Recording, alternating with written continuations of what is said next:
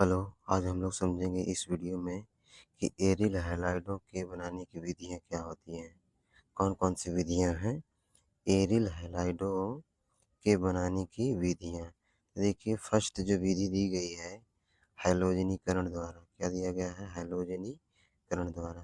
यानी कि हम लोग पहले हैलोजनीकरण द्वारा एक पहली जो विधि है हम लोग इसके थ्रू समझेंगे कि एरियल हैलाइड कैसे बनता है।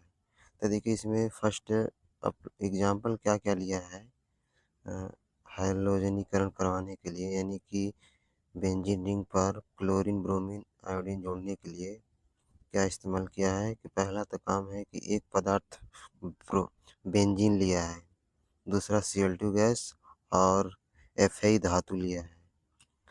तो इन सभी को एक दूसरे में मिलाकर क्या करवा दे रहा है, उसका हैलोजनीकरण करवा दे रहा है। यानी कि बेंजीन रिंग के किसी भी एक कार्बन से क्या कर रहा है, एक क्लोरीन को जोड़ दे रहा है। यही क्रिया क्या कहला रही है? हैलोजनीकरण कहला रही है। क्या कहला रही है? हैलोजनीकरण कहला रही है। तो हैलोजनीकरण करवाना है तो क्या-क्या पदार्थों में उपयोग करेंगे हम लोग? बेंजीन रिंग को लेंगे और Cl2 गैस, साथ में धातु Fe।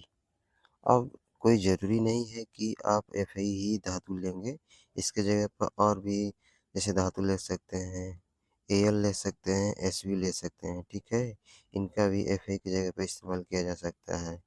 तो ये लोग क्या करेंगे, हैलो हैलो एरिन बना कर देंगे, या इसी हैलो एरिन का दूसरा जो नाम होता है, दूसरे नामों से जाने जाते हैं, एरिल हैलाइडों के नाम से जानते हैं। देखिए बोला क्या गया है, निम्न ताप तथा हैलोजन वाहक की उपस्थिति में हैलोजनीकरण बेंजीन वलय, यानी कि ये बेंजीन वलय है, ठीक है? क्या है? बेंजीन वलय है, में होता है।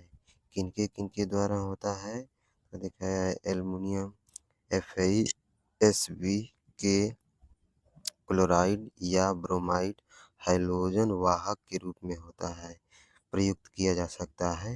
यानी कि Fe की जगह पर हम एल्युमिनियम का भी इस्तेमाल कर सकते हैं, यानी Al का भी, Sb का भी इस्तेमाल कर हम क्लोरोबेंजीन बना सकते हैं, या ब्रोमोबेंजीन बना सकते हैं, या आयोडोबेंजीन बना सकते हैं। बस फ़र्क ये है कि आप इसके स्थान पर क्या लिए हैं। यदि Cl2 लिए हैं तो क्लोरोबेंजीन बना लेंगे, यहाँ पर क्लोरीन को जोड़ देंगे। यदि Br2 लिए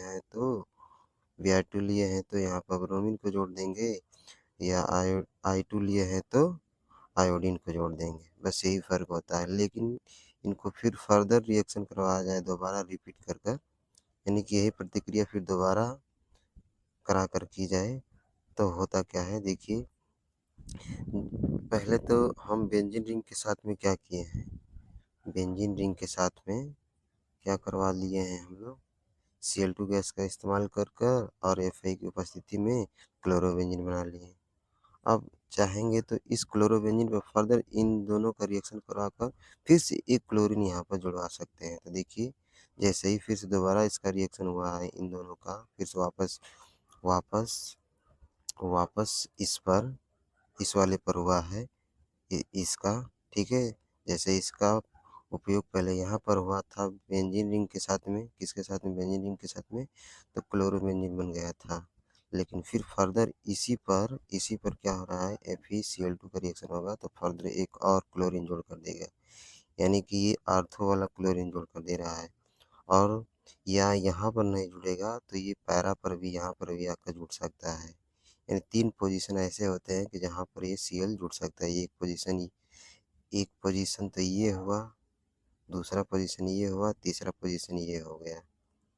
तो यहाँ पर तो जुड़ी कर दिखाई दे रहा है कि यहाँ पर जुड़ जा रहा है, एक यहाँ पर जुड़ सकता है, दूसरा यहाँ पर जुड़ सकता है, तीसरा यहाँ पर भी जुड़ सकता है। लेकिन ध्यान रखिए आप लोग कि यहाँ पर जो क्लोरीन जुड़ा है और आप यहाँ पर जुड़ेंगे जो इस पोजीशन पर, दोनों का सेम पोजीशन है, तो आप इस पर जुड़िए या इस पर जुड़िए, दोनों सेम प्रोडक्ट देंगे। और यहाँ पर जो जुड़ेंगे तो अलग होगा, जो कि इस वाले रूप में दिखाई दे रहा है। यहाँ पर ये पैरा वाला है, क्या है? पैरा वाला। ये क्या है? आर्थो वाला है, ठीक है? क्या है? आर्थो वाला है। तो बस इस वीडियो में इतना ही था। जय हिंद।